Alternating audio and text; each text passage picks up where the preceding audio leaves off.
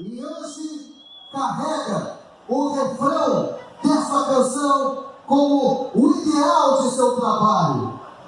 Afinal de contas, este projeto maravilhoso, envolvendo essas crianças de Lagoa Vermelha e de mais muitas outras cidades, nada mais é do que a eternização da estrofe.